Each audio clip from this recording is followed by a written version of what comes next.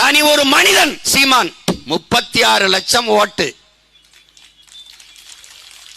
என் நிலையில் நின்று வென்று காட்டு, என் அளவுக்கு ஓட்டை பெற்று காட்டு. நான் அரசியல் விட்டு விலகிறேன். எனக்கு தந்த நெருக்கடி. 6 தேர்தல்களில் நான் போட்டியிட்ட சின்னத்தை பறித்துக் கொண்டீர்கள். வேட்பாளர் அறிமுகம் வரை எனக்கு சின்னம் என்ன தெரியாது. தேர்தலுக்கு முதல் நாள் சின்னம் இந்த சின்னம். இது இந்த வாக்கு பெட்டியில் இருக்கிறதா? அது இல்லை, வேற சின்னம். இதே மைக்கு, வேற சின்னம், வேற வடிவத்தில்.